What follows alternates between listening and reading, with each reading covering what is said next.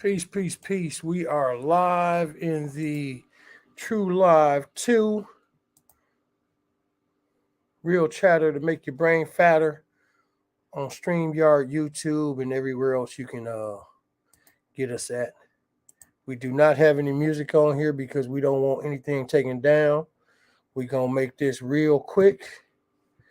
Hopefully, somebody would join us. Somebody did join. Um, if you are in the group, in the chat, let us know who you are. I can't see the comments, but I'm gonna go look real quick and see if it is. Let's see. Let me take a look. Hold on. All right. All right. Hey, Miss Parker. Hey, what's going on? How you doing? Everything all right tonight? What's going on? All right, cool. Okay, I moved over here. Let's see. Over here. All right. So I do see that. Oh, peace, Mr. Mitchell. Peace, Mr. Simmons. Glad you can join us. Anybody? I just added Mr. Mitchell to the stream, to the live. Can you hear me, Mr. Mitchell? Yeah, I can hear you now. That's peace. Parker. Hey, Miss Parker, I see you. Somebody else said bless, brother. I don't know who that is, but Miss Parker says she fine. Yeah, we know that. Okay, we got you, baby. She said, "Hey, baby sis, where do you see baby sis at?" Uh, I don't know who that is yet. Hold on, I'm trying to find out who's up in here with us. Um, all right, make your announcement. If you are the Facebook user that said "Bless, brother," tell us your name and let us know who you are. I can't see the comments on my phone. I'm trying to do two or three things at once, so I'm going to look for look for these comments on both lines, and then we about to start this off. We're gonna start this off. We waiting for Queen Ice to jump in. Queen Ice has just jumped in. She has Queen Ice has. I was just saying we waiting for you to come in. Queen Ice, you got an echo. I got an echo. Hold on. Let me mute the mic. Hold on. Peace. All right.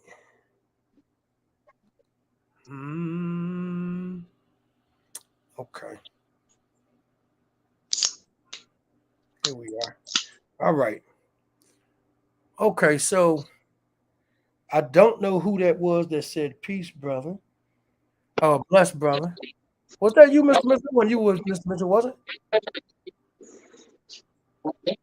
Okay. I don't know. But anyway, so we about to do a quick introduction to Black History Month. Y'all know that's what I love. I love Black History. We all do. So Queen Ice and myself, we came up with something that said that this might be something that we want to do. And just to give the people a little introduction, one of the things that I see a lot is I see a lot of people saying, why do we get the shortest month? Why is it only 1 month? Why is Black History only celebrated in 1 month as opposed to the entire year? Right? Well, it don't have to be celebrated in 1 month. It could be celebrated the entire year. But this is like Mother's Day, Father's Day, Christmas, Easter, any other holiday that you might do, except just look at it as 28 days as opposed to just the one day that you might celebrate. A lot of people only celebrated that one day. Nobody ever complained that it's only one Christmas day. When we do got a history of October being a birthday as well, but nobody ever complained about Christmas being the one day. You know what I'm saying? Nobody ever complained about Thanksgiving being the one day. So, I don't like to see when I hear people complaining about it, then not giving the history of it. So we're gonna give the history of the introduction to Black History Month, and then several days out of the month right here, we're gonna go into it a little bit more. Kind of like how we got our other shows coming up, but we're gonna do these in between. You know what I'm saying? You want to add anything on Queen Ice?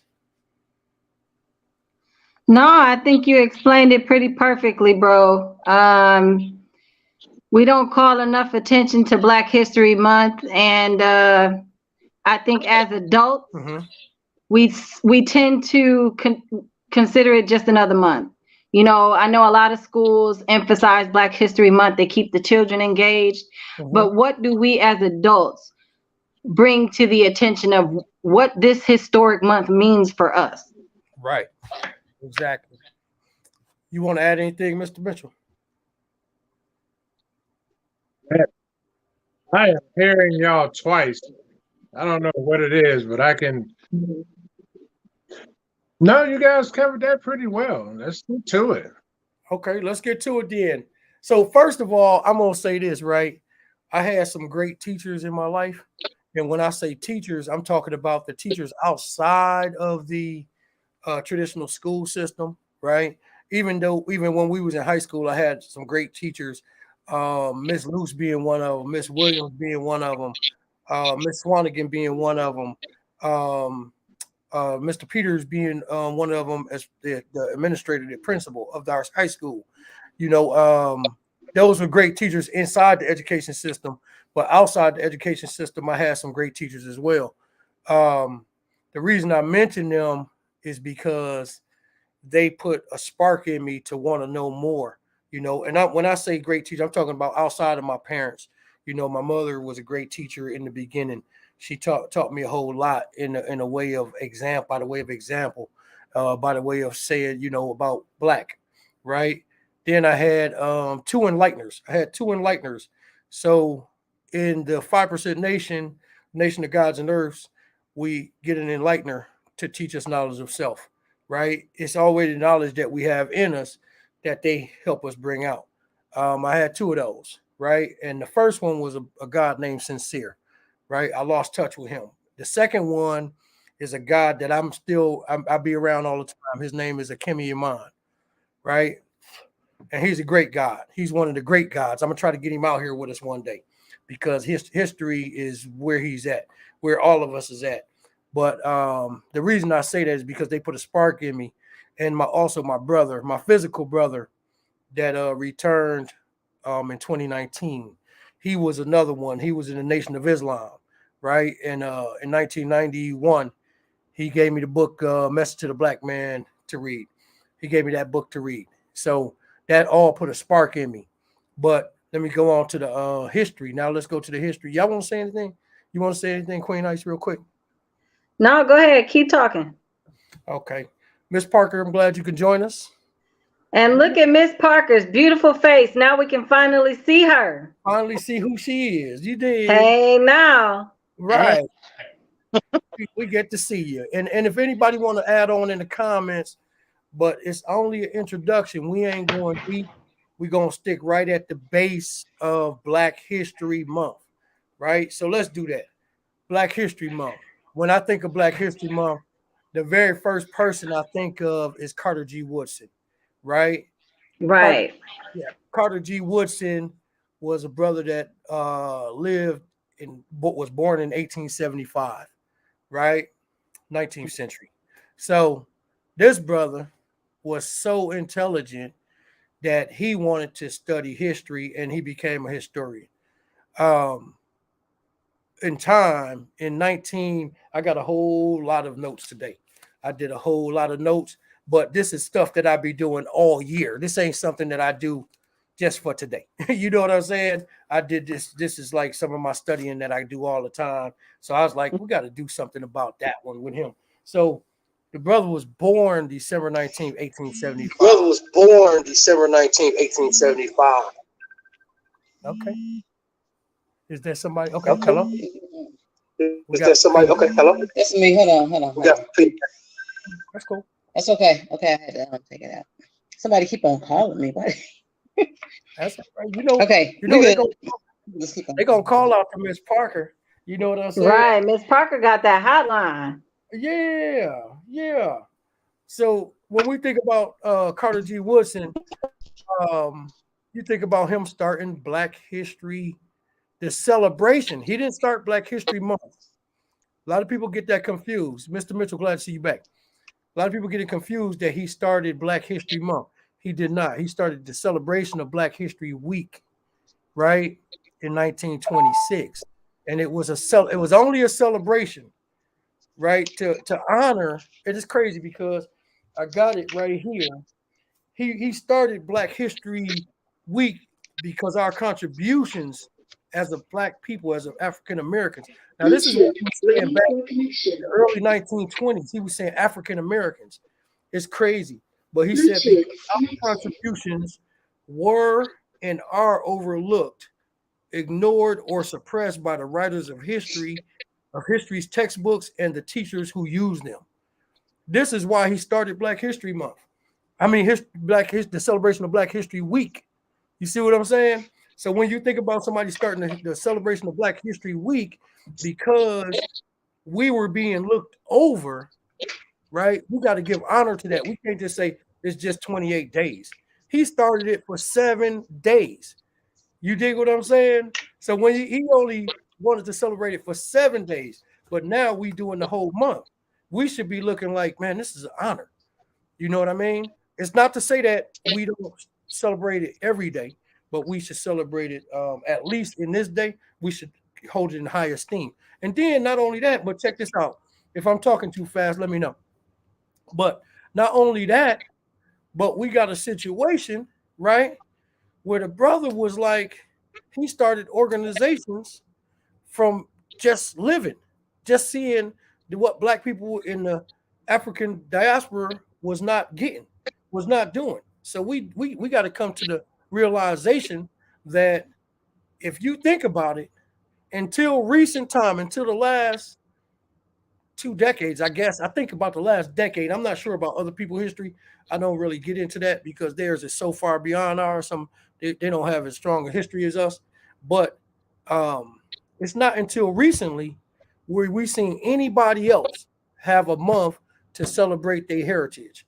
You know what I'm saying? And they don't only celebrating their heritage because they don't have as strong of history as we do. You understand what I'm saying? So we look at white people, right? White people don't have a history month. You know what I'm saying? Yes, they teach it every day, but that's not to say that we shouldn't teach ours every day too. You know what I'm saying? So now it becomes on us if we gonna teach it every day, or are we gonna say, okay, we're just gonna wait until February 1st. We're gonna start teaching it, we're gonna watch Roots, and then at the end of the month, we're gonna watch Shaka Zulu and it's over with. You know what I'm saying? No. Right. We're not gonna do that. We're gonna teach it all the time. You know what I'm saying? Yeah. Anybody want to add on? Well, I'll say this. 6 years ago, about 6 years ago, I actually petitioned the school district. Mm-hmm.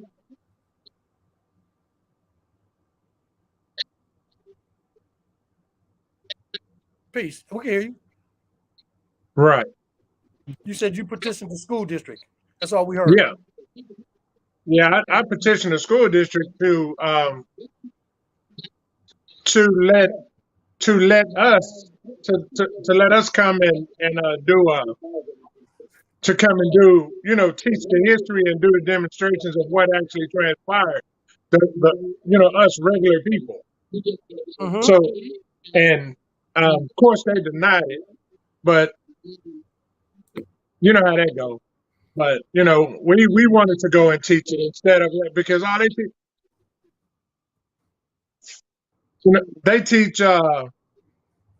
They just basically teach. They'll talk about Martin Luther King and stuff like that, but they don't really go in depth into the discussion. You know what I mean?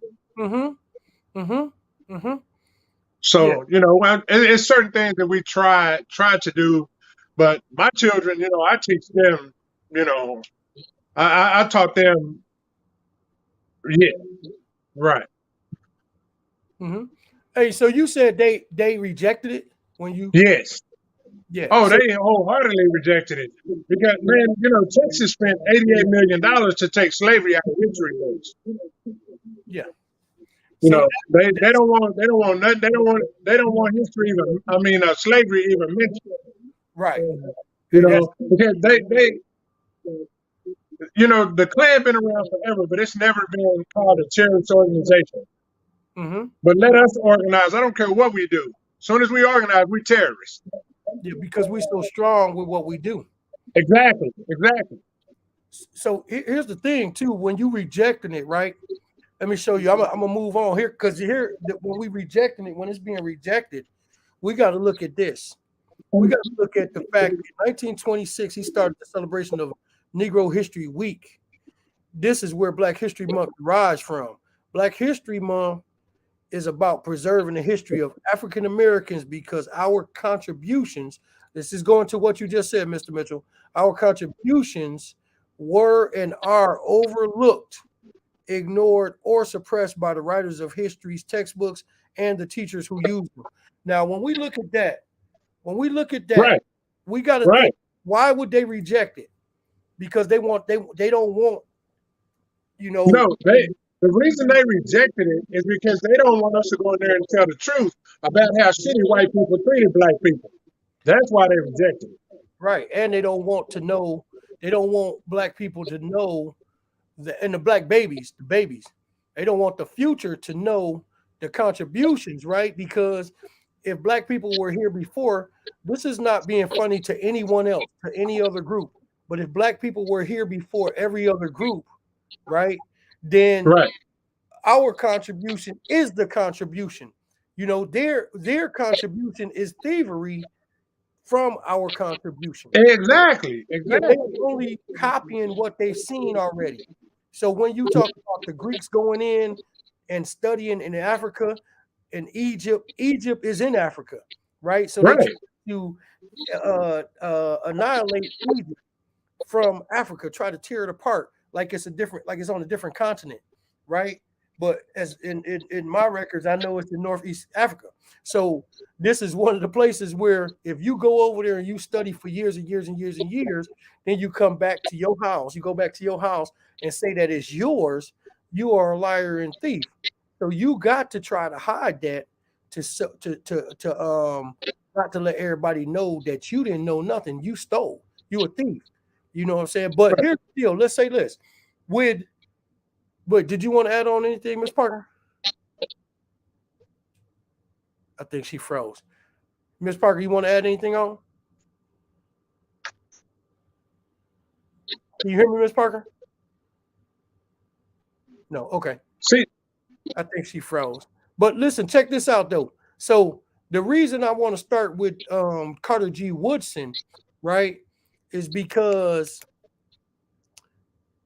from him, from me, from the future, from people that went through our past, our parents, our grandparents, our great-grandparents, all of them, right?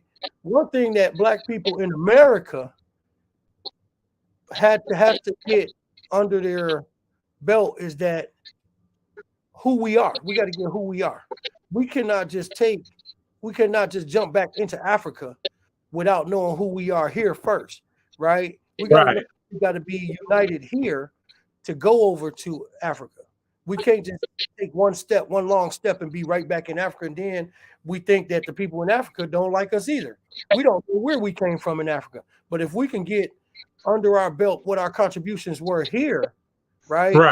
Give us a sense of empowerment, right? Even though we are empowered, we know it on a mass basis. So when we get to learning about us right here, we can go over, then we can start going over to Africa. We can go back and back, you know, 1 century, 2 centuries, 3 centuries, millennial, you know, we can start going all of these different times. So we can go, man, you know what, right now, like Carter G. Woodson, he was a little bit upset, right? I'm sticking with him because he's the one that created the celebration of Black History Week. He was upset with the Christian church, right? Some of the things that they were doing, right? You pulling tomfoolery on your people, and your people would never know where they come from if you cut your people off and teach about white Jesus. You know what I'm saying? Right. So he was upset about that, you know. And anybody got all people got to do is read The Miseducation of the Negro. Right. You know, that should be fundamental reading at this in 2023. You know, right now, check this out. This is one thing I want to say to everybody. Ms. Parker said it keeps knocking her out. She's off the stream. Queen Ice, we want you to join. Mr. Cooper, Mr. Simmons, would you like to join? Come on and join us tonight, man. Somebody join us. Get in here with us. But one of the things too about Well, Carter G. well, you know the governor of Florida just made it illegal to teach African American studies in state universities. Yeah, he's trying to. So he already got the Woke Act, the Stop Woke Act, and then Right. so now he's trying to put it in where the Black History. So this is not. This is by design. This is by. Oh, of design that course, he did of it. course. Yeah, because in a minute, right? Once the new generation, the babies that's being born today, that's been born 5 years ago, that's been born 10 years ago, what we call them is the young bulls, the young gunners. Those Right. guys, if you can get their head in the right direction mentally, if you can get them in the right direction mentally, and they unify, hey, the government, the American government can hang it up. You know what I'm saying? So they try not to teach them. They don't want it to be taught in the schools because then they will go after the people who were trying to oppress them. You understand what I'm saying? Right. That's what they're gonna do. But here's a And see, code. and you know, Texas is not far behind. Texas, they calling it cancel culture. You know, they calling it cancel culture. Mhm. And they the ones who canceling culture. They canceling our culture. They don't want us to teach. They don't want us to. They want us to teach. They don't want us to teach their children about the history of Black people. Because it's stuff that everybody enjoy every day that was created by Black people that they'll never even know. They Right. want to make society as a whole believe that Black people ain't made no contributions to this country, but we've made just about all of them. Right. You know what I mean? And like I said, man, and that's one thing, you know, Texas is my home, but that's one thing I hate about living here, man, is I'm constantly fighting that battle over the lies of the history of Black people. Right. Right. You know, and I did a post, I think it was either last year or the year before, I did a video. And I told the people, I said, I don't need y'all. I need y'all to learn our history, not tell us about our history. I said, maybe if y'all learned our history, y'all would understand why we feel the way we do. Right. Right. You know? You know what's funny about that? I'm gonna read Mr. Simmons' quote statement in a second, a question in a second, but what you just said, if you look at Ron DeSantis, right? Right. Who does he look like from Texas? No, what now? Say that again? Look at Ron DeSantis. Who does he look like from Texas? Man, I'm hearing a whole echo. Okay, can you hear me? Hang on. Well, just It's like I'm hearing my whole statement all over again. mute your mic for a second then. Let me see. I'm gonna mute your mic. Okay. All right, can you hear me now? Could you hear me? Well, I'm gonna say this. If you can hear me, let me know. If you speaking about Texas, right, and then we talking about Ron DeSantis in Florida. Ron DeSantis has a similar look to Rick Perry, right, the former governor of Texas. Yeah, Rick. Right. Yeah, they kind of look alike if you think about it and look at the stuff they pull. You know what I'm saying? And well, you know, our governor here, man, is what is it? His name just left me, but he looked like all the main politicians. They all white, so they all look alike. But if you look at your former governor, Rick Perry, right, the one who had Niggerhead Ranch, your former governor, right, looks exactly like Ron DeSantis. Yeah. Hey, but our governor now, you know, our governor is in a wheelchair. Yeah. Oh, okay. I didn't know he was speak a couple times. Yeah, his name. I know that I see this fool all the time, and I can't think his name right now. But that's okay. Check this out though. Let me read Mr. Simmons' comment. Mr. Simmons said, "Born Power Allah, did you state that he founded the study of African American Week or Black History Week? I'm not a fan of the word African American." Yes. So here's the thing, Mr. Simmons. I said two things at once. So he was the founder of the Association for the Study of African American Life and History, which was in September of 1915. That's what he was. So African American history. Then that became the same thing, but they changed the name a month later to the Association of Study of Negro Life and History. You know what I'm saying? Then that actually renamed again as the Association for the Study of Afro with an O, Afro-American Life and History. And it still exists today, but they changed it again to African. So this is the cold part. In 1926, he started the celebration of Negro History Week. So it was Negro History Week before it was what's name. But he did say the history of African Americans. So he did speak of African Americans, which is ironic to be speaking of African Americans in 1926. Right. You know what I'm saying? The words have the adjective, the pronouns, adjectives, every if you can think of has changed when being applied to a black man in America so many times. You think about Right. that. For African, Afro, Negro, Black, and at the base of it all, don't nobody want to call us the original man. But that's Right. who we. Well, I prefer the term. I'm with him. I prefer the term black too. But I was saying that because of the way that they put it in their proposal, the African American studies at the university. I was using it in the context in which they used it. But I'm not a fan of African American either. Yeah, but this is what he used. So he used it. You know what I mean? Which Right. is crazy. Which what is the reasoning I believe is because he was studying the Africans in the diaspora, right? So Right. I think that's why the connection might have been there, where African American, where he wanted to show our contribution because he did not want us to seem just like we was just a late figure in history. You know what I'm saying? And because if we don't have Black History Week or Negro History Week, we don't have Black History Month, we don't talk about these things, we don't have certain organizations, we don't have the Garvey movement, we don't have Master Farad Muhammad, Elijah Muhammad, Allah. If we don't have these guys or these people that come along,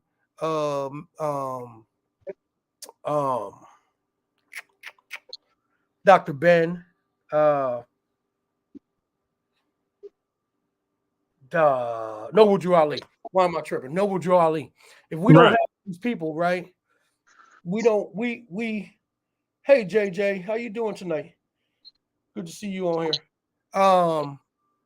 If we don't have these people come along, we'll still be thinking of ourselves as low, as a lower person. You know what I'm saying? We needed them to come along so we can be uplifted, and mentally, right. Physically, no. And when I say physically, I'm talking about this is a mental subject and a physical subject. And when I say that, what I mean is a lot of times Black people still today, you want to get back on the screens, Queen Ice? Queen Ice, you want to get back on the screen? Huh?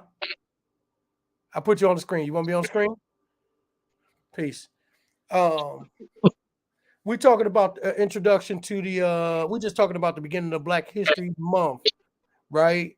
As the ticker states, the ticker is off. Black History Month. Let me put the ticker up there. Boom. There it is. Black History Month begins as a week. So that's what the subject is, JJ. But anyway, we talking about if these guys don't come along, when we see a white person, we might still be looking down. We might still be looking down. You understand what I'm saying? Man, it's funny you say that, man. Me and my partner just had this conversation yesterday about how Black people they'll walk by, they'll look down when walking by white people. You go to the grocery store and it could be a black checker, man. They'll look you up and down like you got shit on you if a white man behind you, they be like, "How you doing today, sir?" You know, we were just talking about that very thing about the habits that still go on today from way back when, like looking down, stepping to the side and let them go by. I don't do that shit. Yeah, I don't. well, this is what honorable people like Carter G. Woodson was all about. They was about holding your head up, looking people in their eye, walking with your shoulders held back, holding your woman in high esteem, not running, protecting you and yours. You know what I'm saying? Right. Fine. Because if we don't have literally, I'll tell you this. I was teaching somebody last week. If we don't have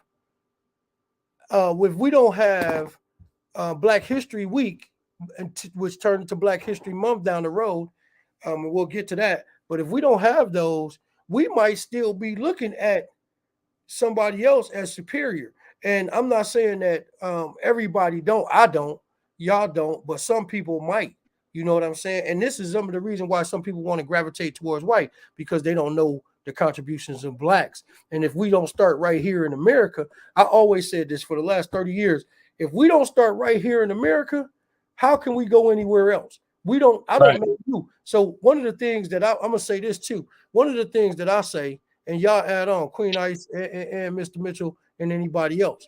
If y'all, one of the things that I say is that if you cannot trace your lineage to as far as you can trace it, like if you can't go to your mama, your grandmama, your great grandmama, you know what I'm saying, and so on, then how are we gonna get all the way back to the continent?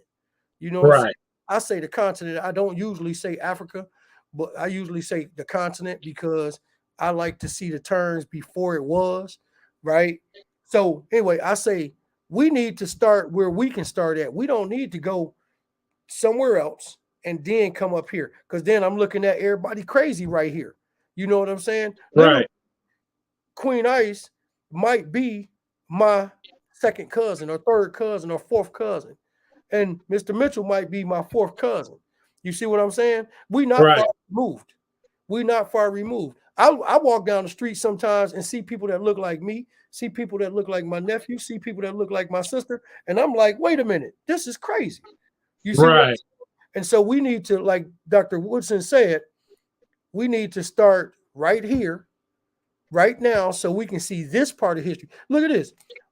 They done took Black History Month into Ireland, into the UK, into Brazil, into France, into everywhere you can think about, they done start taking it all over to these places.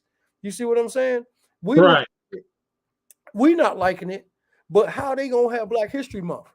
You see what I'm saying? They honoring the contribution of us, but we not honoring the contribution of ourselves. You understand what I'm saying? Let me say this comment. Mr. Simmons said my original birth certificate, on his original birth certificate, he was listed as Negro. So was mine. Really? On my original birth, because I'm a little bit older than the average in the group, so mine said Negro. Really? Yeah. Both. I didn't know that, y'all. I didn't know that. So when did that stop? Because I don't know. To be honest with you, I don't know when that stopped, but I know mine for a fact says Negro on it. Really? I would have never thought that. I would have never thought that. And I think you and Mr. Simmons are about the same physical degree, about the same age. Right. Yeah. So anything to add on? Oh, man, you spend knowledge, because the stuff that I talk about, man, is not so much about the history of Black people, but the culture that the way that they're trying to stop us from progressing our history. Yeah. Every time a history book comes out for educational purpose for the high schools or whatever, the black people are missing less and less. Oh yeah.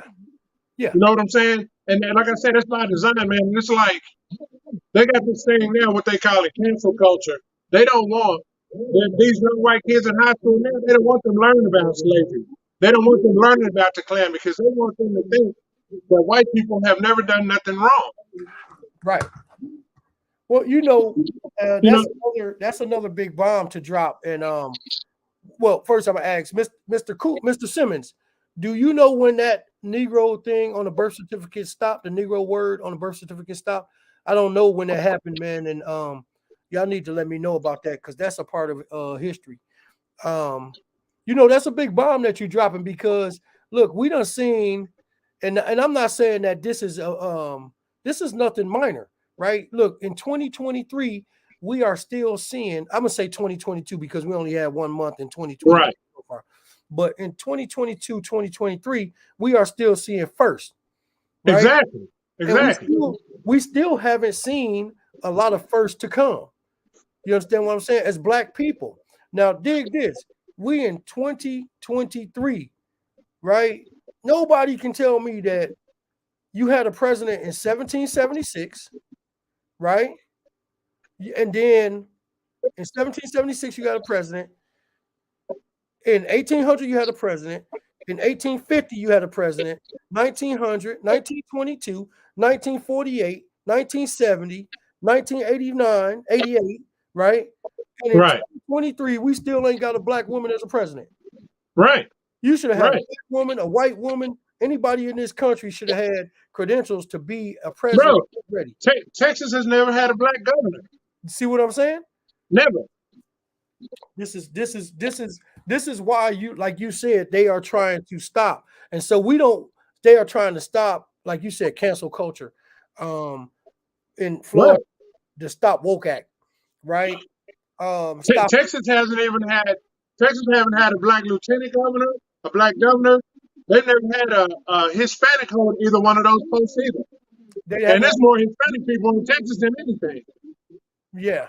See that? I mean, and that's where our history got to come into play, right? Because if we know certain things about what's going on in history today, or went on in history, in modern history, recent history, because when we talk about 1619, the official date of the enslavement of our people beginning.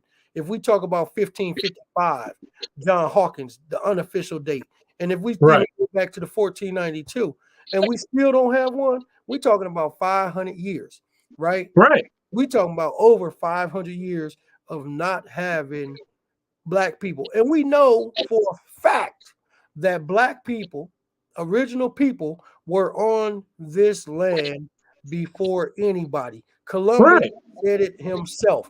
He said when he got off the boat, he seen Black people, right? So I've had this discussion. I've had it with numerous people about the word discover. Right? People think that when they talk about Christopher Columbus discovering America, he had never been to the United States of America. He came to North America, but he came to North America. He did, but how you gonna discover something that's already inhabited? Okay, so that's a good question because I'm gonna tell you how. I'm gonna tell you how. That's a great question, and I have this discussion a lot. You can discover something that's already inhabited. You can, and that's the difference in how we teach. So, a lot of white people teach in this country that he discovered it, like he was the first one here. Well, discover don't mean that, right? Right. You can tell me right now. You can give me a call and say, "Hey, Born, I was driving down the street. Man, I stopped I seen this restaurant. I discovered it's a new restaurant over here. You might want to check it out." You are not telling me that it's your restaurant that you took over. Okay. What you telling me? You just saying you discovered something. The same thing as you found something. You located something. You know it's there now. But discover is the one thing that a lot of people make a mistake on when they talk about Christopher Columbus.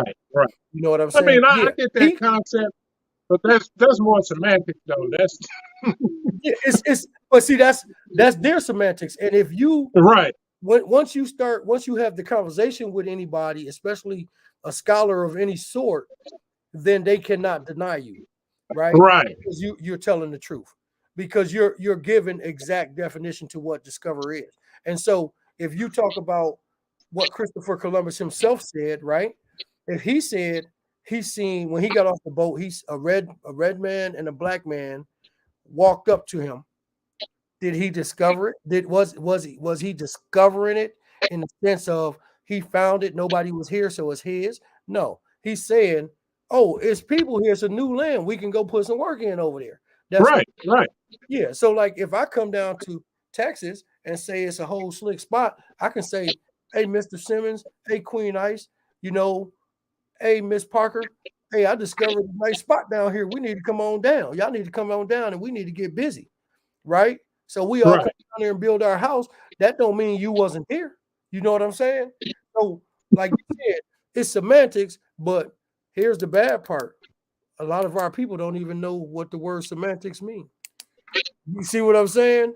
And so this you get back to Dr. Carter G. Woodson, a brother that didn't go to college until years later, right? Right. A brother that decided that he was going to start up Black History Week, Negro History Week, right, in 1926.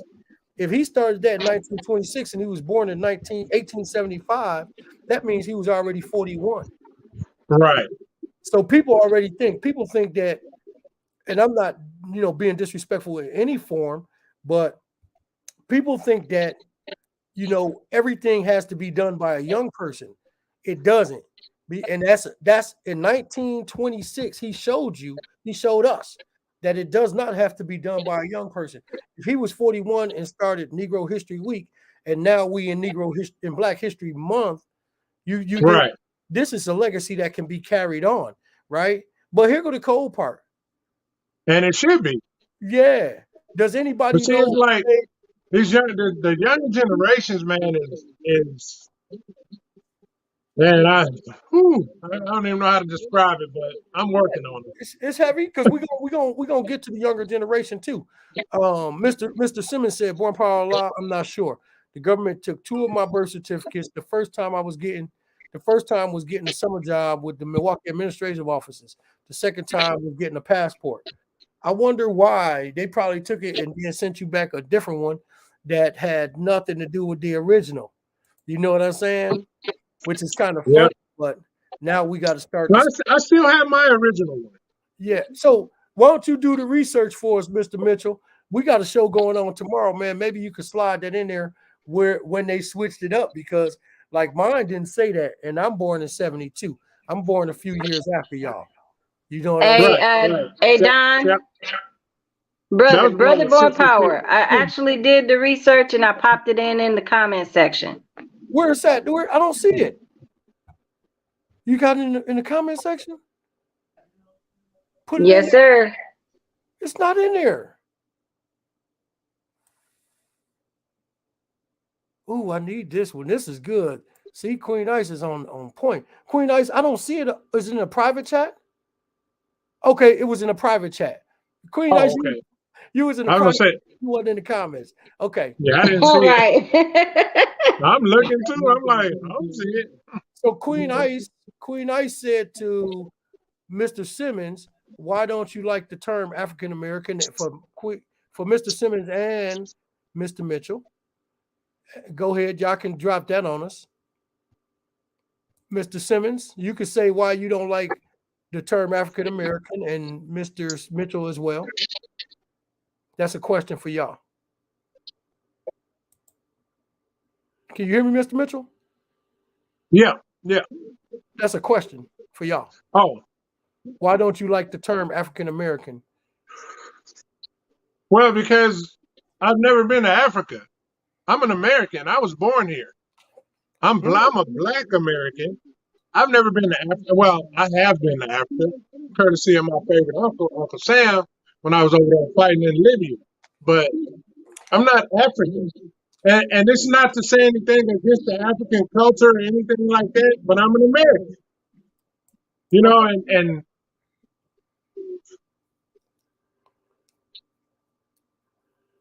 what about you, Mr. Simmons? Give us that breakdown, Mr. Simmons. I prefer to just be called Black. Okay, that's peace. I mean, we got that. We can do it. Here go a cold one. She also said, which is great. These are Queen Ice. You dropped some heavy jewels on this. These are some Are you welcome? You said if we abolish the word African American, what would we substitute it for? American. To it substitute for it, huh? They were we were substituted for Americans. Nobody, so you don't hear nobody walking around here saying Caucasian Americans. All they say is American. White people just say they're Americans. Why we can't say that? We Americans. So you identify. So that's a double talk. Are you identifying as black or American? Well, no, I am a black person in America, but I was born here. Okay. So you identifying as black or just American? Which one? Because that's a heavy jewel right there. Well, I identify as black. Okay. But I can't say that I'm African.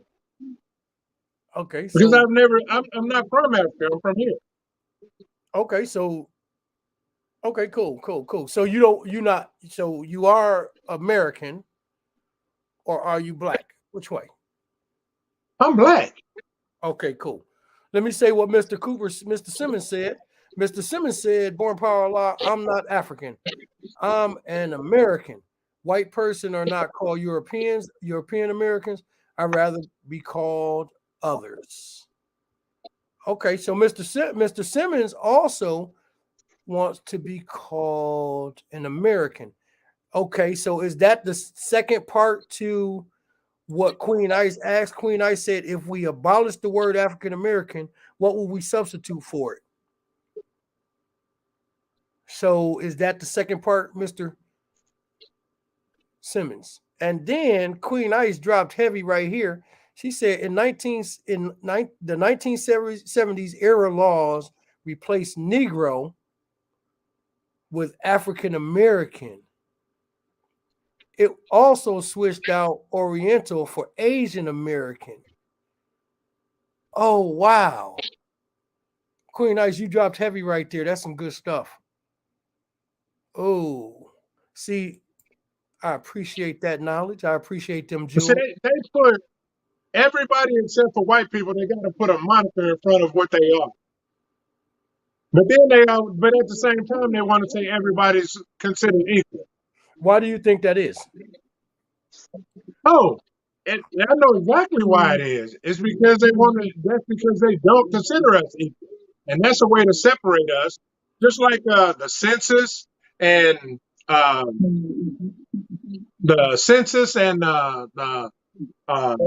identifying yourself on job applications. When they ask you what your race is, I never put that. Ever. So let me tell you this. Let me tell y'all this. You're exactly right, right? They want to separate us, right?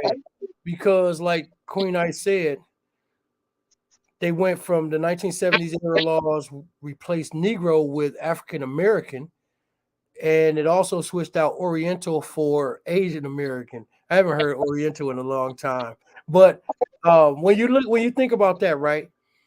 We as a people, right? Original people, black, brown, and yellow are all in one family, right? And then you got blank, you got colored, which is white people, right? They all over here, right? Right. So they never distinguish, are they European, are they Irish? I mean, if you get people, right. But in general, they don't do that. They don't say I'm Irish American or European American, whatever y'all just said, right? Because they want us to be divided while they stuck together.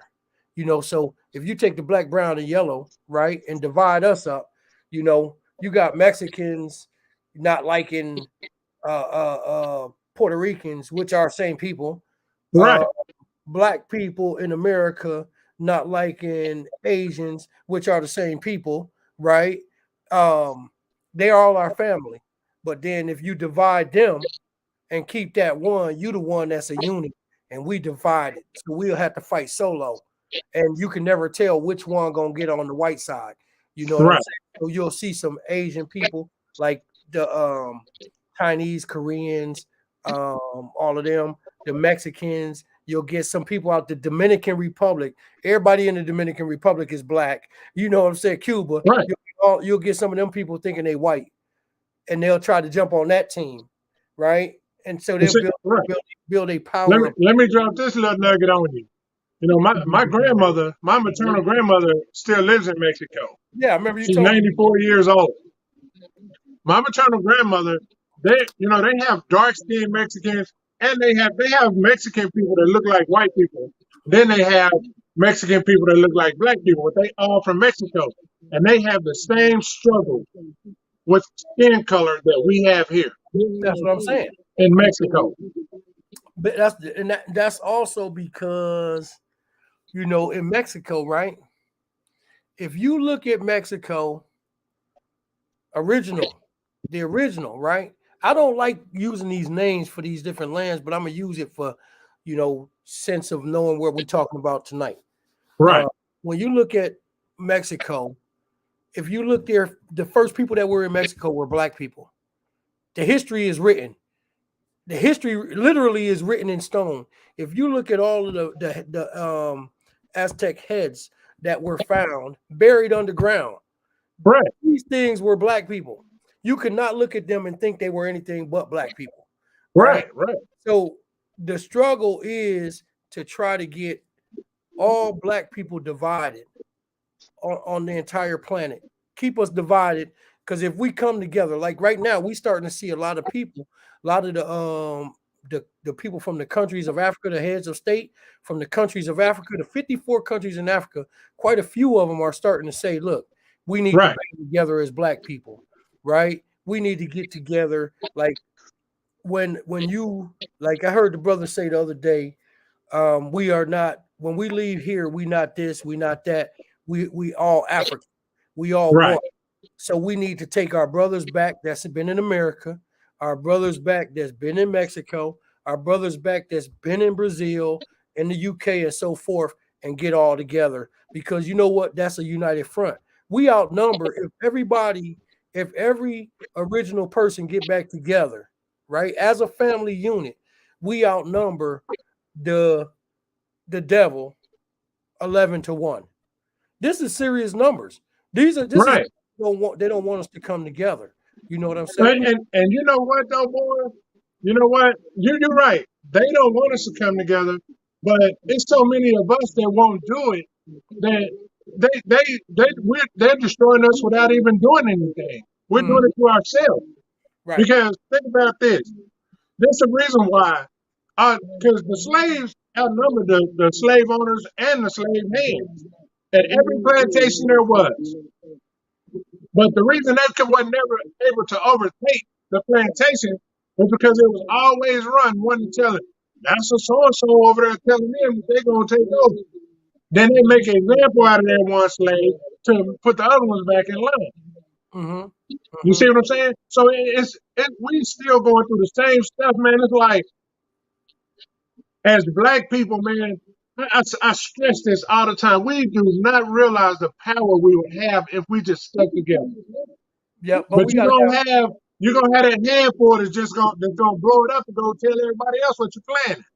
Well, I'm gonna ask you this though first, because this is what we need right here.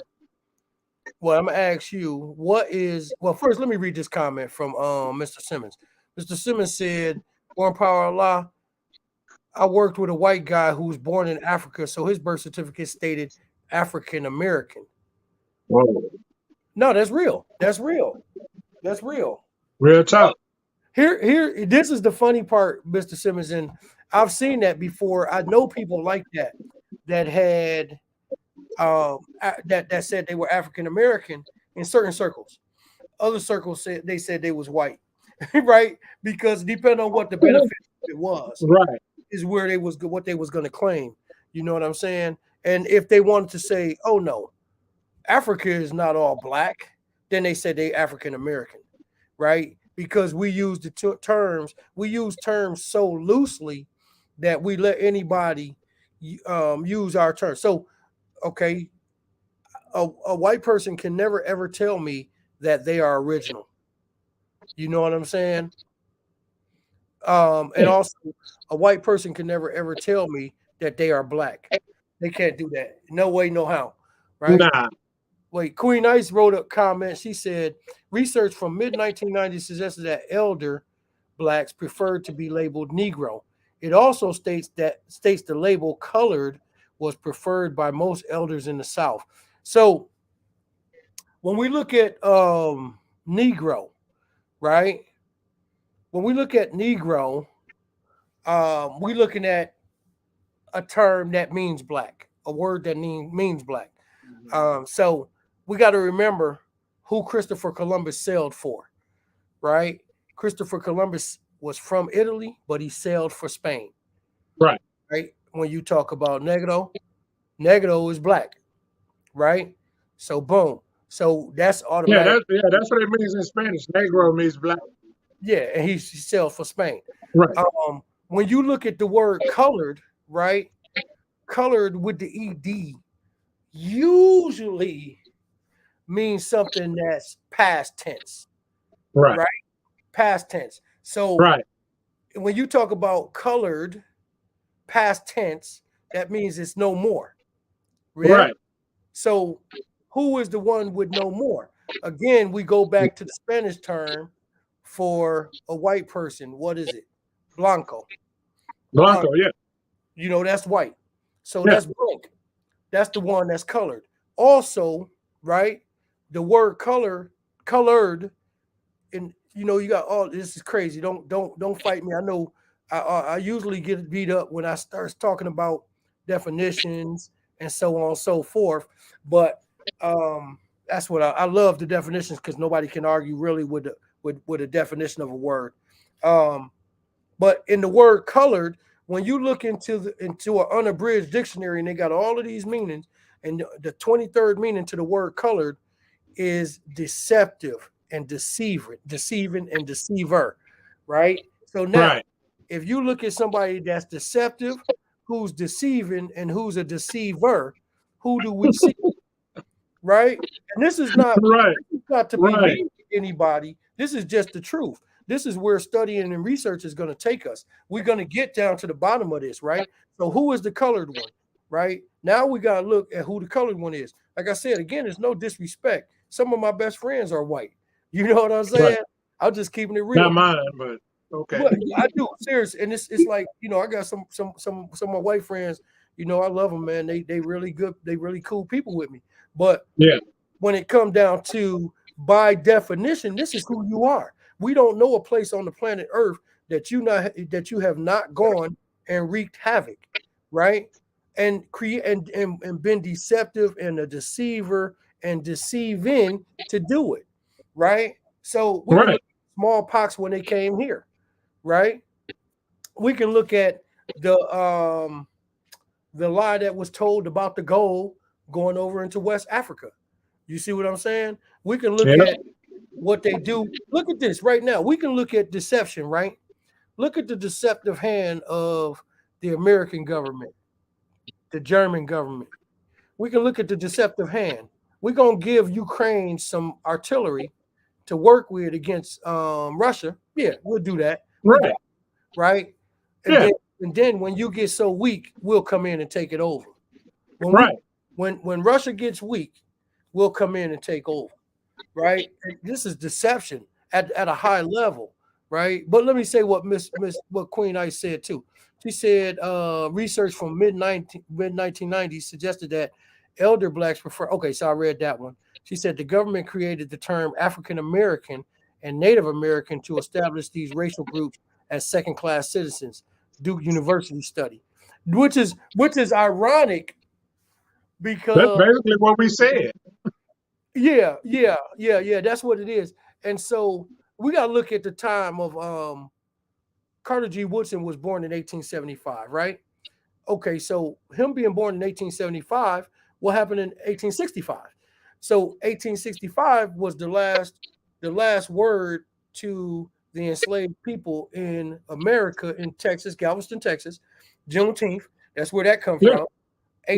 10 years earlier was the them letting those enslaved people know that they were free, right? Right. So when we look at this then what do you do? Okay, so at that point, you're not even considered a citizen, right? You considered 3/5 a human, right? Right. Constitutionally Right. written.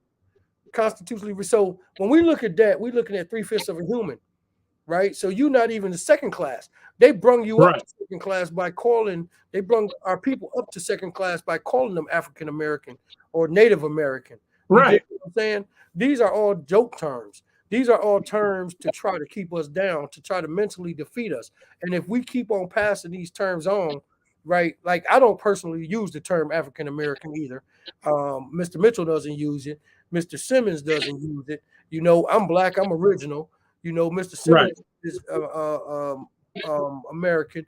Mr. Mitchell I'm is absolutely black and American. And, you know, so these are terms that you ain't going to fool me with these because these are things that will always try to keep us down. So here's a question that I got too. First, I'm going to read these other two comments that Queen Ice said, and then I'm going to ask this question. She said the African part of the racial label African American implies that Black Americans are not full Americans. Okay, yeah. See, Absolutely. let me speak to that, Queen Ice. So, Queen Ice, when you talk about not being full Americans, right? They don't want you to be able to claim land, right? So that's why they differentiate Native American and Black American, African American. This is why they do that, right? Now check it out. Now we just got to do our own research though, right? But when you talk about Christopher Columbus in 1492 sailing this great sea blue, whatever he said, you know what I'm saying? He coming through. He said he got off the boat. He said he seen a black man and a red man. Right. This is his words. He said this. He said he seen a black man and a red man, right? Right. Okay, so who the Native American? You understand what I'm saying? Right. That's what they call the red man. But hold up, check it out. But see, if you notice in recent history, they started changing having sports teams change their names and stuff like that because it's like the Redskins, Washington Redskins. Mhm. That's why they changed the name because they were saying it was offensive to Native Americans. That's who was considered the red man. Well, hey, here's the cold part though. Why is that offensive? Right? Because they are not red. They not red. Right. Right? So now here's the thing. So if he said he got off the boat and seen a black man and a red man, right? Right. Who is native? Right? And when we look at who is both native, of them are. They were here already. so who come first? Well, who did he say first? That's basically who gonna come. You know. No, that's not who going. That don't. I can say white. Right. White people right now are saying who come first. They saying white. Right. They wrong. They wrong. Well, that's the power structure though. That's just the way they created the power structure. So they can say whatever. Okay, so what do they do for? Let me say this. I'm gonna make it real clear, right? What do they do right now for Native Americans? Absolutely nothing. Pretty much, they have all they did was give them their reservations, but they don't even have the means to keep it up. Wait, you just said absolutely nothing, but you also said all they did was give them a reservation. They give them reparations. They give them money, right? The American government give them money. Oh, no, yeah. Go ahead. No, I'm just saying, I'm listening. Yeah. So we look at what they call a Native American, right? Right. They give them money all the time, right? They give them they go tax free, right? Is this correct? I mean, I don't know. Let me know. So American government do everything for the Native American, right? Right. So why now let's talk about why they created the term African American and Native American. So because if they give the term, if the guy was here first, if this guy said he seen a black guy and a red guy, right? When he got off the boat and we were here first, right? That means we here first. It's automatic. We here first, right? If we are considered a Native American, then you got to give us reparations. You got to give us our land. You gave them. Oh, of course. Just see. I tell you, that's the only thing that black people, that's why they won't give us reparations. If they give us financial independence, their power structure will crumble. Well, let me ask you this. Because, Let me ask you this, and this is what I'm gonna say. Who is the Native American? well, it's not us, that's for sure, because we ain't getting none of that. That's why they won't give it to us, because Exactly. hold on 1 second. We gotta say, we gotta know, we gotta bombard that we are the Native American. We know we the Native American, but like you said, it's not us. Anytime we say it's not us and we give that label to somebody else, we can't complain about what they give to them and not us. See what I'm saying? So this is history. This is why, like we just said, the great deceivers. This is why they colored, because they are the great deceivers. When you a great, of course, when you're a great deceiver, you let it be known, right? right. That the deception is in. We're gonna call them Native Americans because it's only a few of them, and if we give them money, they'll go against you. Right. Now we know for a fact that it's been a lot of black people, right, hanging out with the Indians for a long time, right? What we call Native Americans. These, you can tell that these the ones that we see come from the black people. These are them, right? Right. But whenever the government gives out, and I got a story on this recently, but a couple years ago. But whenever the government gives out money, to the Native American, so-called Native American, that Native American goes against the black guy. That's right. That's serious. Oh, yeah. With them. So when we see terms like this, we got to start using our history to say, hold on, man, who was here? Who was in America before Columbus came? Right? We got to know that, and we got to teach. Right. We can't hold back on our teachings. We got to let people know that who was here before Columbus came? The black man, right? The black man was here, right? Right. And that's a part of the original family. The black man did not inhabit any part of the earth. They did not inhabit any part of the earth. Right. They inhabited every single part of the earth, right? But now when they started dividing, now we ain't nowhere. We right. Small. You know what I'm saying? Look, they got us calling ourselves minority, right? How are we the minority and we the biggest population on the planet Earth? I would never call us a minority. You know, this is why Negro History Week was started. This is why Black History Month continues on. We need to put it in full effect. Let me read these comments real quick. Boom. Also, according to Duke University, labels are the same mechanism that apartheid leaders strategic. Queen Ice, you drop it heavy right there. Strategically used to create in the black population, as to decrease political autonomy and prevent unification in an attempt to overhaul the oppressive apartheid regime. Now, here's the cold part. Apartheid happened within our lifetime. But yeah, it has. You're right. These are things that we can't look past. We got to know, like, where my great grandmama lived during the enslavement times, my great great grandmama lived during the enslavement times, your great great granddaddy lived during the enslavement times. We lived during the apartheid of our people in South Africa. You see what I'm saying? Yes, sir. Yes, sir. These facts. You know what I'm saying? We are exactly. Facts. We gotta get up and jump. We got to get up and jump and let everybody know who we are and what we do, what we willing to do. A lot of the issue is, it's like, I agree with what you're saying wholeheartedly. Okay. A lot of the issue is there. Hold on 1 second. I want you to say that. Say that, right? Leave out the word but. Okay. No, I agree with what you're saying.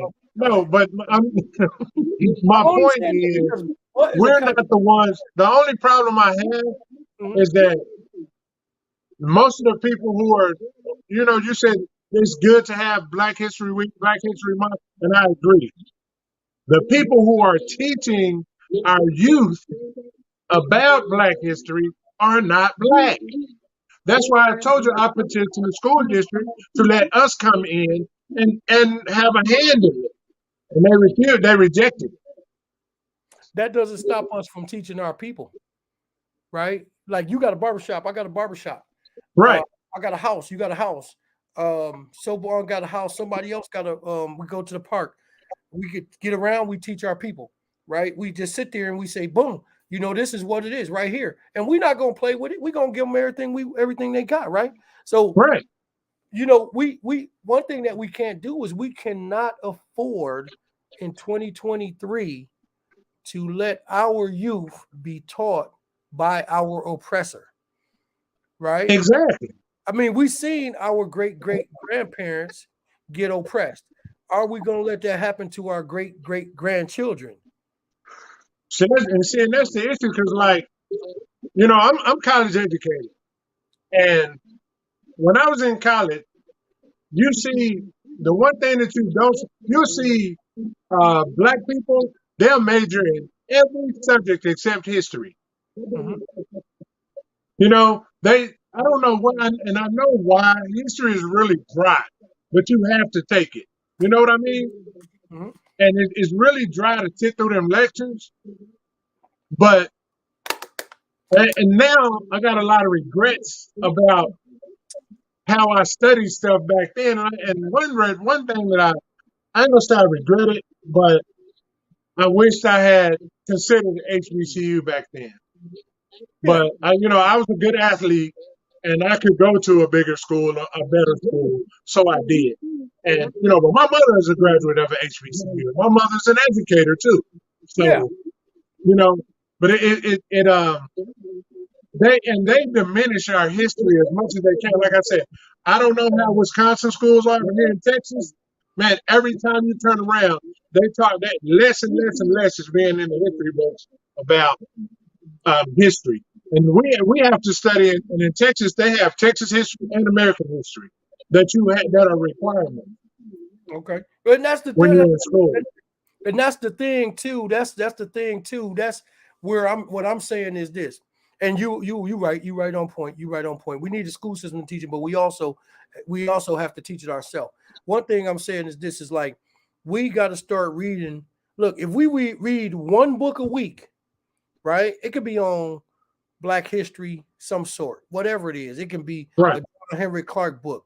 It can be a Chancellor Williams book. It can be an Elijah Muhammad book. It can be any book on Black history, right? It could be Carter G. Woodson. It can be Dr.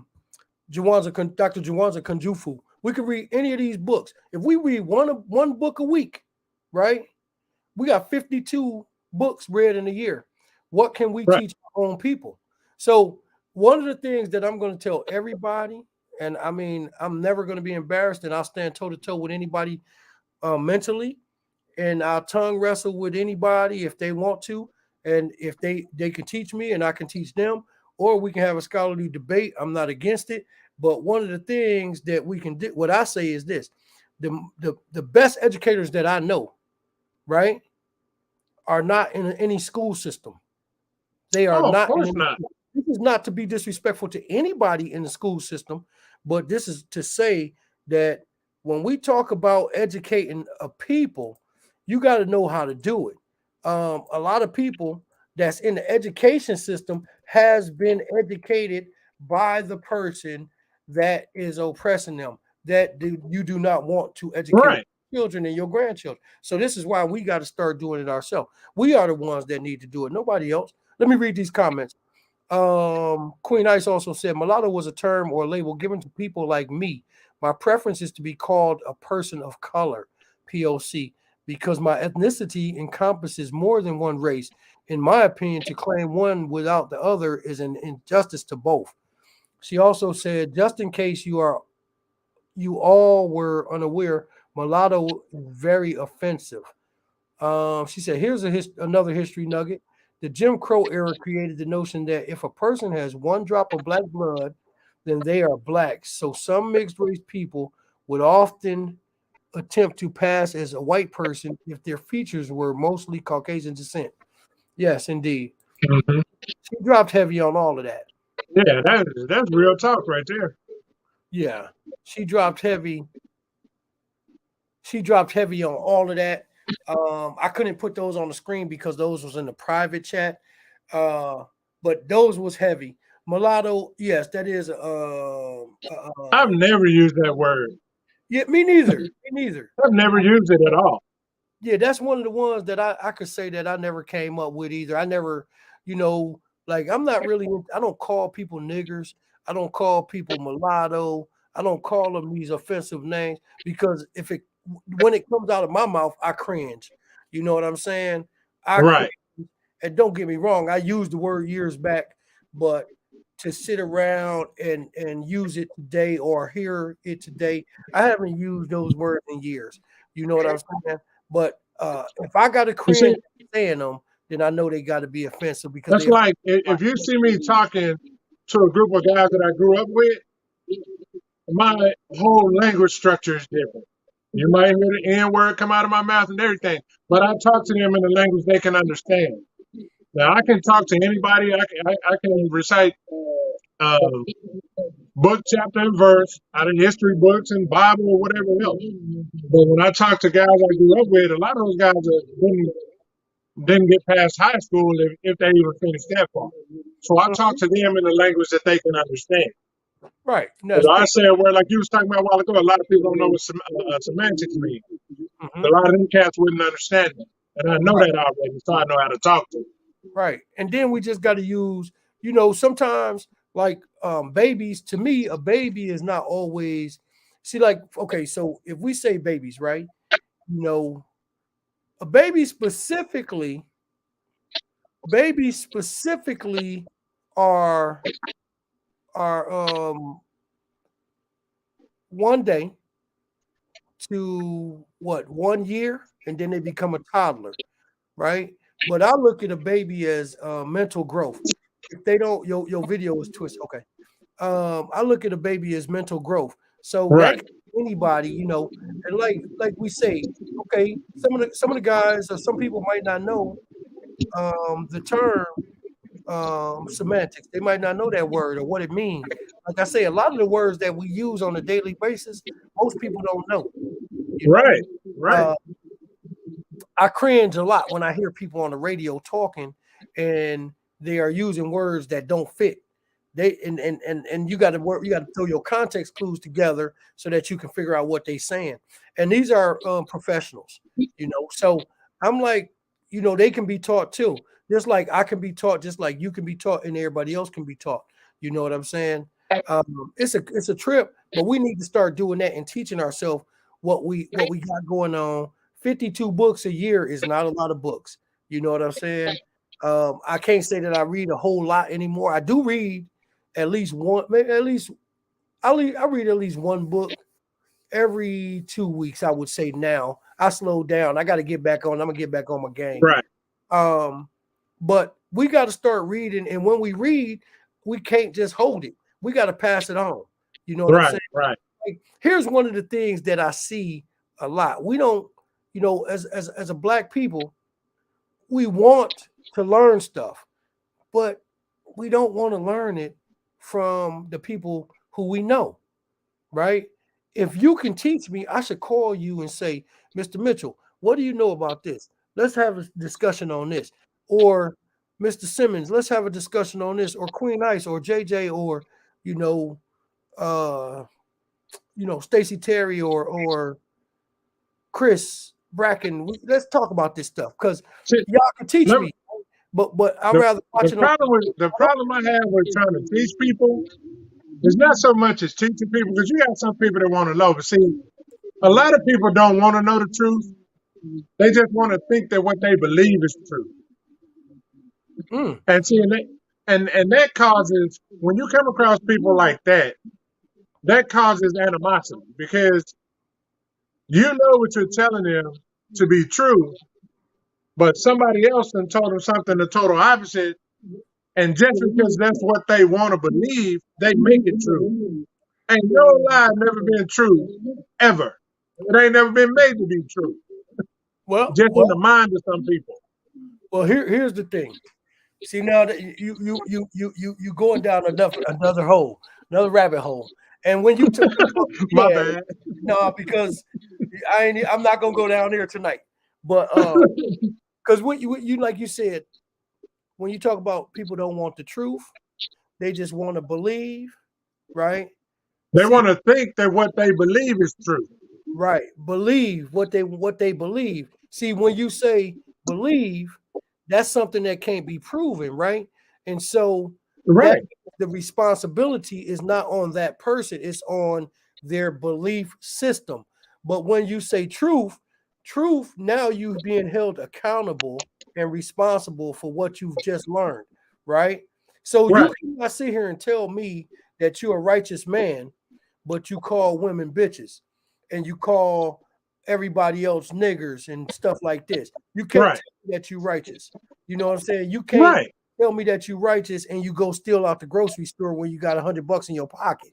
You can't tell me that that's a righteous act, right? You're an uncivilized savage, right? So when you look at those things, when you look at stuff like that, now you understand. You'll be able to understand, or we can understand as a people why someone would rather have a belief system than the truth, right? Because truth is accountability and responsibility, and belief is passing it off to something else, right? So, but I'm not gonna go down the road right now because that'll take us too far. Listen to this. Mr. Simmons said in regards to when we talked about the Native Americans as opposed to African Americans, Native Americans each month they receive money, right? Imagine that being African Americans. So if we just the label of it of native, if they put native on our back, because we native earthlings, we the native earthlings, we the native to the planet, right?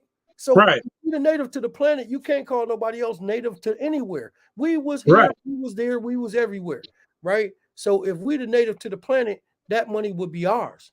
But since it's so few of them and they'll go against us for that money and they get the benefits, then they're going to take it without regards to who we are, right?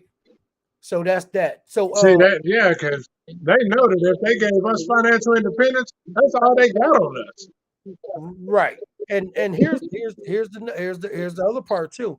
Once we start teaching properly, then we can take all of these hundreds. So I've been having a problem. Everybody I've been hearing lately been saying that they make over $100,000. They make $150,000. I've been hearing so much of this lately. I'm like, man, if 10 of us get together, we millionaires. You know what I'm saying? And that's not to say that they're not millionaires, but I'm just saying if we get together, we millionaires. Now we able to do more. I'm trying to do something, man, that is hard, but I'm gonna fight for it to the day I die. I am trying to create a generational wealth from scratch. And I've been busting my ass for years trying to get there. And right now, the IRS that they put on my neck, they're not trying to let me progress. But I'm fighting tooth and nail because, well, I own a barbershop, and I'm working hard trying to get this damn school open.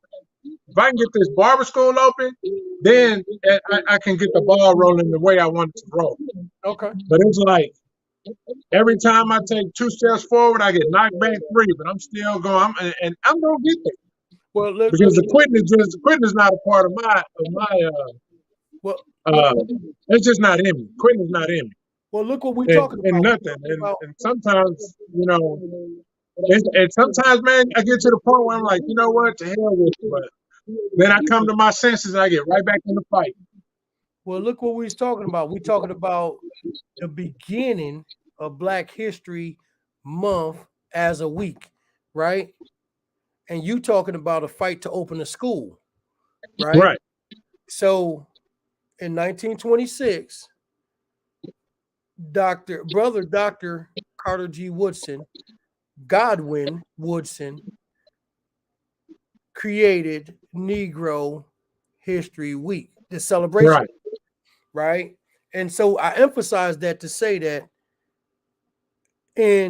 that's 97 years ago. Right. Right. And we still having arguments and discussions about Black History Month. Right. You know, it's not enough. It's whatever. Right. But see, the thing about what I'm doing. Well, hold on. Is, hold that thought. Okay. We still 97 years later, we had Negro History, we had Black History Month, right? From Negro History Week. What I'm saying is stay steadfast in your movement, because his movement started with a week. If you stay steadfast, it'll happen, but you just got to keep your feet on the ground and the wind at your back and keep on doing what you do. Yes, sir. Yes, sir. And that's the point, because that's what Black History Month is all about, to teach contributions. Now, here's the deal. You cannot tell me that you can't get a barber school in 2023.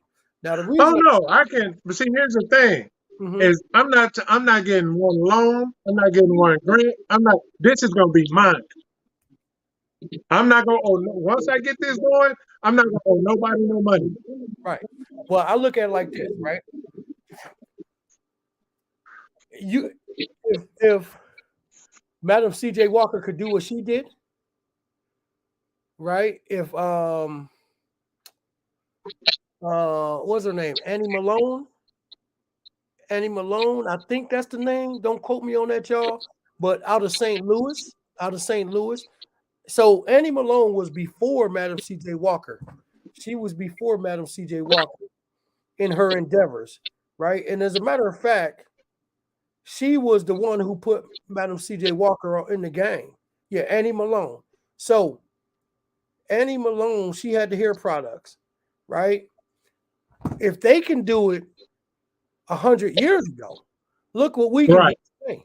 So all we got to do is stay down. We link up with the right people. We do it. We get it done. You know what I'm saying? So it's no problem. Let me read this comment real quick.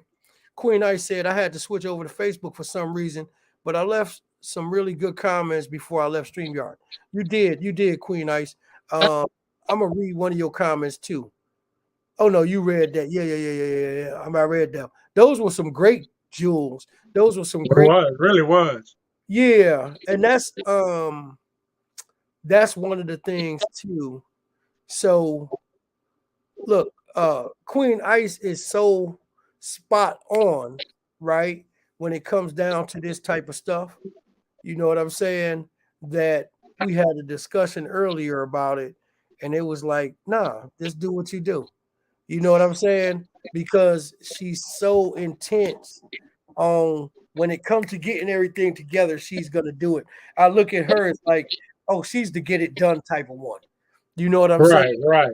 So you're right. She does, man. She gonna do that research, boy. She gonna get it right. She's gonna get it done. So yes, sir. Me, I do stuff like off the top of my head because I try to study a lot, and so I can teach a lot.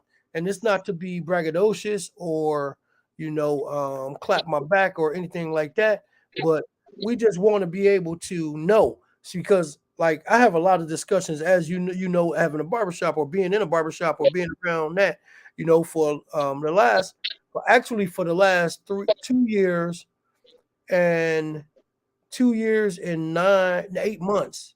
2 years and 10 months. I was in my basement, right after the pandemic, right? And so just being able to talk to a lot of people, you got to be well versed to talk to a lot of people. You got to be really up on current affairs to talk to a lot of people. You can't just talk. You just can't talk without knowing, because man, the barbershop is therapy, bro. That's therapy for a lot of men. Yeah, and it got to be good therapy, and it got to be yes, sir. Like today, we're talking about this, but it got to be where you got people that doesn't know. You got a lot of young people that don't know. You know, right? I'm seeing people come into the barbershop that not only can they not spell words, They don't know the little stuff, the little Right. arithmetic, um, the small parts of science, small parts of English, small parts of geography, the small Right. parts of history. What say Black history? So we trying to jam everything in, right, to this little space when we got their ear. You know what I'm saying? Like I might have somebody's ear for 20, 30 minutes. Right. That's what I say. 15, 20 minutes.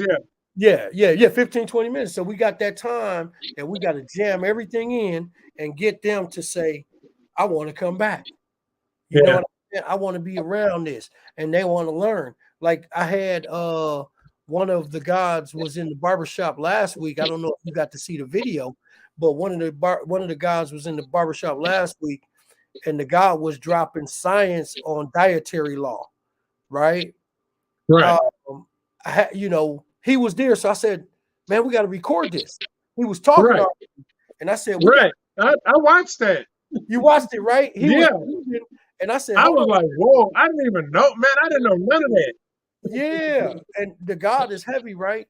He's heavy, man. And so, shout out to Cosmos.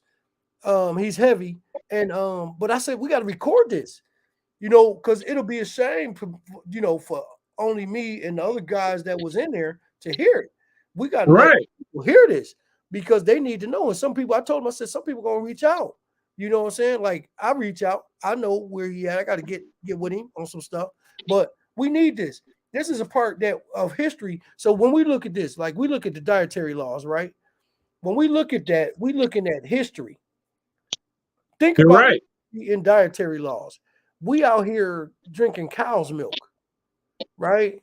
We ain't supposed to be drinking cow's milk, man. We out here, eating eggs. We're not supposed to be eating eggs, man. You know what I'm saying? I'm not being disrespectful to anybody, but we got stuff that we're not supposed to eat. They talk about proteins and woo, but look at all of the plants that we get this stuff from. Look at all of the, like he said, the dietary. That's his lane. I'm not a dietitian, but he's a biochemist. I think that's what I was sitting there watching that with my mouth hanging open. I was like, whoa. Yeah, I done watched that thing 5 times already. You know what I'm saying? Right. Because it's so heavy. You feel me? So we got to do stuff like that to keep it going. Let me read this comment from Mr. Simmons. Mr. Simmons said, I personally didn't like when people eliminated the names of products such as Aunt Jemima and Uncle Ben's. Oh, Mr. Simmons.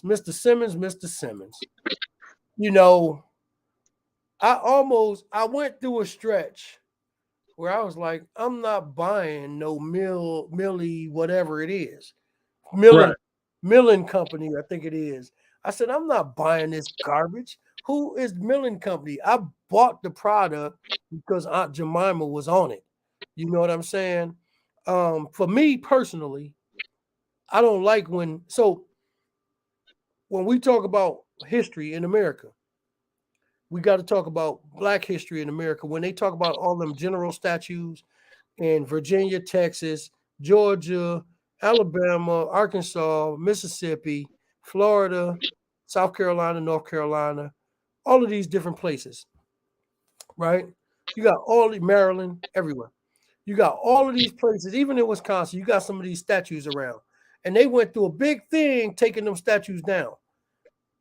The statue, the logo Aunt Jemima, the logo Uncle Ben's, all of them general statues, all of them Confederate flags are a necessary part of American history. We need to see those. We don't need them to put them up. When they put them up is when you get the Donald Trump syndrome. When a person like Donald Trump comes back, then they bring all of that stuff out the closet. Now everybody feel like they got duped. If they had the flags, like I went through Virginia in 1989, I went through Virginia, and that was down there by Virginia State University, Petersburg, Virginia. And being in Petersburg, Virginia, there were Confederate flags at every house. A bunch of houses had Confederate flags up here, right? So boom, when you look at the Confederate flags that's out there, I know which houses not to go to. Which area to stay out of. I know if this guy got a Confederate flag and a rifle in his back window, that's not the guy I'm going to ask for directions. I know if the statue is sitting outside of the gas station, we're going to keep on going if we got to push it down the hill. See, I'm laughing, man, because I grew up in Texas and everybody had those. That's what I'm saying. You need that. You need it to tell what the history was, what the history is. You know, Right. about taking off the general statues sitting on the horse, General Washington, General Lee, General Jackson, all of these different guys. When you take them off, when you take that statue down and put it in the museum, now we got to go find the history. And one thing that Black people should not have to do is get caught up in an okey doke situation. Just think of Dr. James Cameron, right, from Indiana, that had the Black Holocaust Museum in Milwaukee. Just think about him, right? If you get caught up in one of them situations of not knowing where you at, it could mean the end. It could mean the end. Mississippi, Georgia, Arkansas, Alabama, these places still got locations that says no Negroes after dark. No niggers after dark. That's what it say. No niggers after dark. Sundown towns, basically. They basically sundown towns. Who wants to be caught in the area like that because they can't have the statue up, because they can't have the Confederate flag up? Look, South Carolina and Georgia, I think those were the last two that took the Confederate flag up. I'm sitting here campaigning to keep it up. Let that stay. Because if I come in your courtroom and I know that you got the Confederate flag up there, I'm requesting a change. You see what I'm saying? But if you don't know, that's the hidden hand. So the hidden hand, remember what I said about colored, deceiver, deceptive, deception. Right. That's the 23rd. That's the 23rd definition. Well, I'm gonna tell you right now, if you're a Black man in the South and you have to go to court, you can hang it up anyway. So it don't matter if you see a Confederate flag or not. Well, even if I see it, I know better, right? So, yeah. Well, I'm gonna tell you now, because the Texas, I live in Texas. I have lived in the South all my life. I've been fortunate enough to travel and go see some other stuff, but in Texas, it's like disproportionately sentences Black men to more prison time for the same crime that white people commit. It's actually, it was the case about 3 years ago that was right here in Dallas, where it was a white guy and a Black guy committed the same crime, had the same judge. The white kid got probation. They were both 19 years old. The white kid got probation. The Black kid got 20 years. Oh yeah. I mean, if we had the power, we would do the same thing, right? We would do the same thing because that's our source of income. That that's a job for a lot of people in Wisconsin. And I'm gonna read Mr. Simmons' comment in a second, and I got this last thing I want to read. But in Wisconsin, a lot of the towns they used to farm, now they don't farm anymore. California is the dairy state, took over dairy. Wisconsin is the prison state, right? So in a town where that used to be the farm used to be their producer of their monetary producer. Now you got to have something, and the easiest thing to farm is people. And so if you got to sentence a Black person to 20 years, so that means that you got 20 years worth of work, right? Exactly. 20 years. If you can make it, I don't know what theirs is, but I'm gonna say between 20 and 30 to retirement. That's retirement. So one person can give you retirement. When you talk about the imprisonment of a people, right? Each inmate, I don't know what exactly it is now in Wisconsin, but let me see. I can look it up. But it used to be 23,000, and I think it's more now. You know what I'm saying? Let me see something.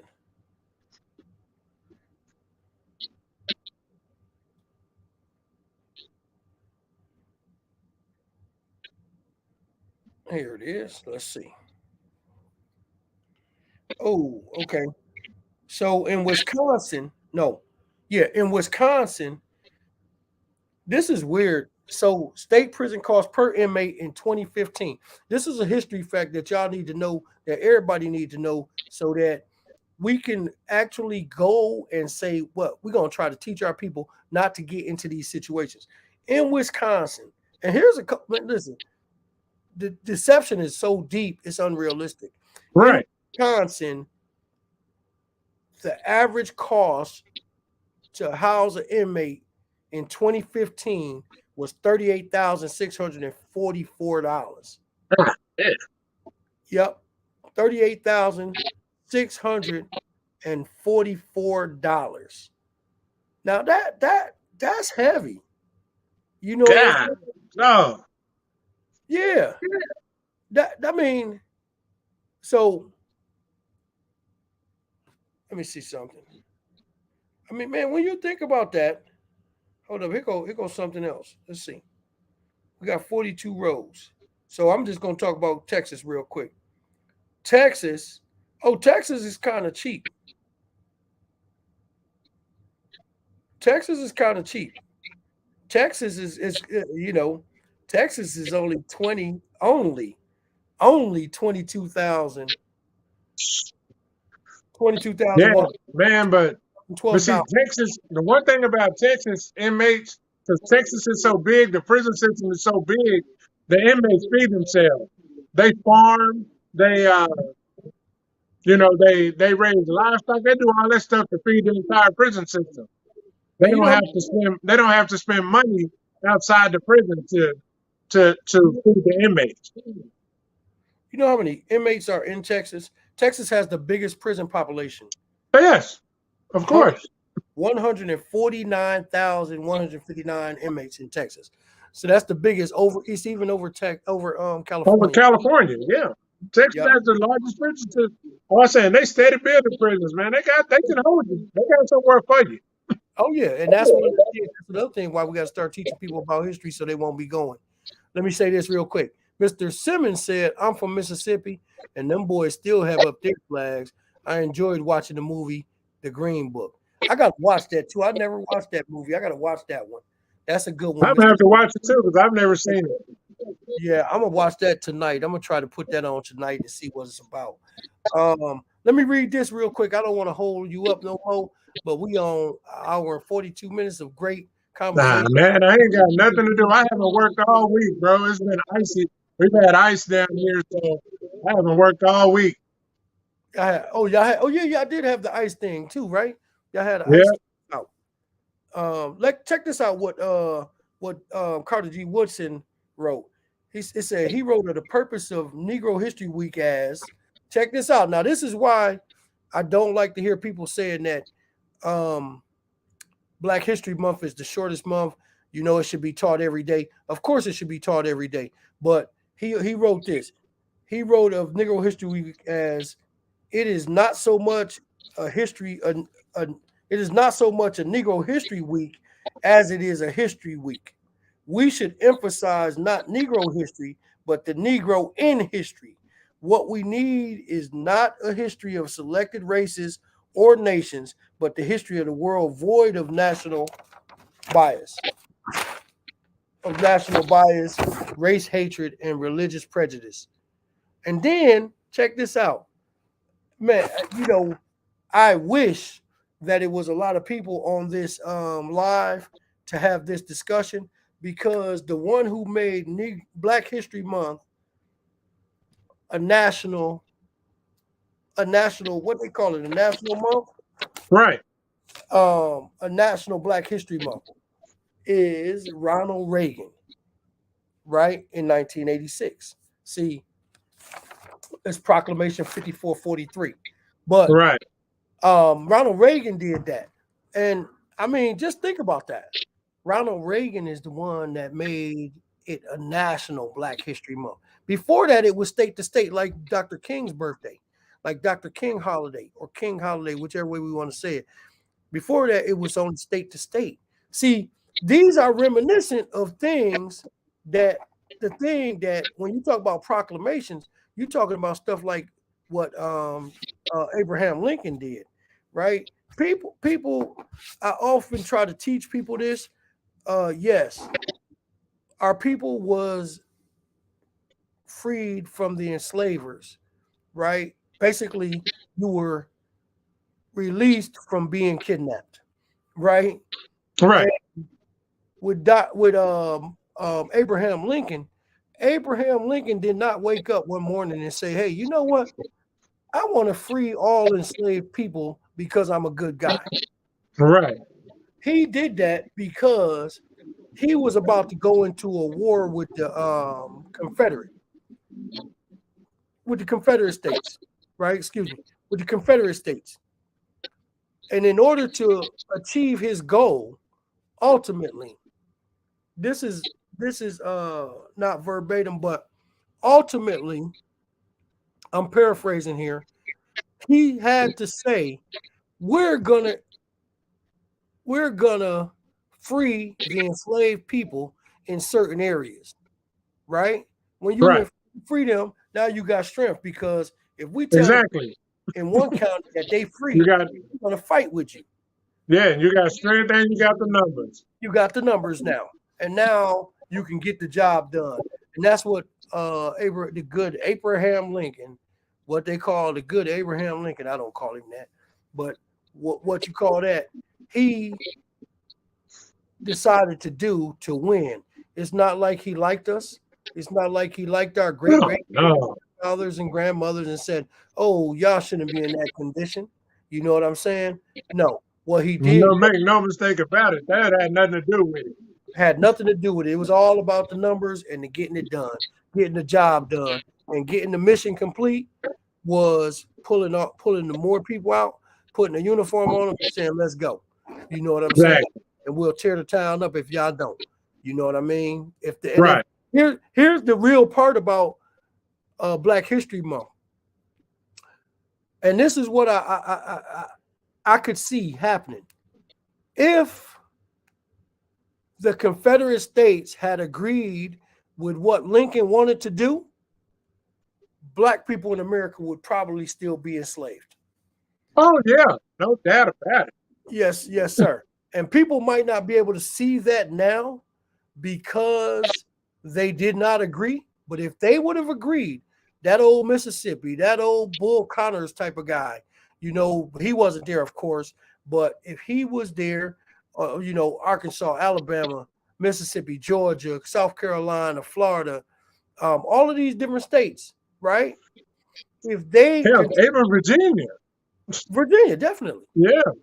I mean, Wisconsin, Ohio. I mean, this is not just the South. This is right. all over. This is all over, right? Because you have people in different locations. Like one of the biggest concentrations of enslaved people was in New York State. A lot of people don't know. Of course. Yeah. So if they would have agreed to the terms that he wanted to lay down, man, our people might still be enslaved. You know what I'm saying? All of that. Yeah, you probably. I can't even disagree with that. Right. All of the people that's deciding they want to come over to America might not be wanting to come over to America now because this. Right. Yeah. You're gonna come over here and come on now, man. Yeah, come on, we got you. You know what I'm saying? But that's what that is. So this is why Black History Month is so important, because things like that, the things that people say, "Oh no, I wouldn't have been enslaved. No, ain't nobody gonna put no chains on me." You know what I'm saying? Of course they're not. That's why they were in there. That's why the people were enslaved. You know what I'm saying? Some people rebelled. We know that. Some people fought. They was warriors. You did right. The great Nat Turner, a warrior, you know, the prophet. He was a warrior to the end. You know what I'm saying? He did his thing. And I'm never going to go against that. You had some that would go against it, but the numbers that we seeing, you're not like people today might say they would never have been enslaved, but they snitch on their brother when it's time to go to prison. But you wouldn't be. See, this is what. Hey, you wouldn't take this like 3 years. That's modern day slavery right there. Well, that's the 13th Amendment, right? You're thinking about time, right? So when you think about time, you know, you can still be enslaved if you are a convicted felon currently. Right. in the Just prison. like these cops, just like these white cops killing black people and getting away with it. That's modern day lynching. That's what it Same is. thing. That's what it is. And I mean, I just heard a story. I got to do some research on it. I heard a story on the radio this morning about a black man in a wheelchair getting shot up by the police. Right. I ain't heard nothing about that one.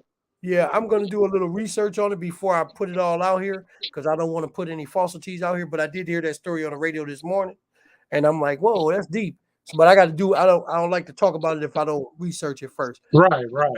But with that, I'm gonna turn this loose. Do you want to say anything before we go? Oh no, sir. We good. I appreciate it, man. This has been enlightening. All right. This, hey, you know what? I'm enlightened by what was said here too, from you, from Mr. Simmons, from Miss Parker, from Queen Ice. Oh, Queen Ice dropped some nuggets on us. We hope everyone would join us tomorrow. We having one again tomorrow, Mr. Mitchell. We're gonna do the Oh regular. yes, sir. tomorrow, I and it's- don't know if I'm gonna be working tomorrow night or not, but Mhm. but you know how I do. I'll jump in there anyway. Okay, you're not gonna want to miss this one. JJ, Oh, you for sure. miss it. Mr. Simmons, you're not gonna want to miss it. Miss Parker, you're not gonna want to miss it. Anybody that might even think about coming out, if y'all see that post up there, share it and let people come into the group. They ain't gonna want to miss it. You know what I'm saying? We got to jump Yes, on sir. because this one tomorrow's is gonna be pretty heavy. I think it's the title of it is Sex and Obligation. All right, that's all I'm gonna say. And Yes, sir. I'm gonna say peace. I enjoyed talking to y'all. Oh, yes, sir. Anybody that might watch this later on, watch it please and give us y'all feedback in the comments. Everybody that came through, Mr. Mitchell, Mr. Simmons, Miss Parker. Oh yeah, for sure. Really nice. Anybody that we didn't see, JJ. Anybody that we wasn't able to see, we knew it was numbers on it because we could see the numbers, but we didn't see who was seeing it. Anybody who we could see, who we couldn't see, all of that. We appreciate you stopping by. We'll be back tomorrow and doing our thing.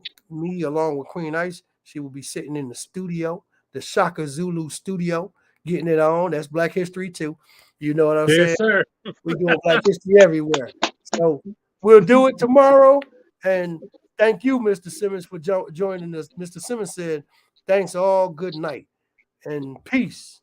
Yes, sir. Peace out. Peace. Have a good night.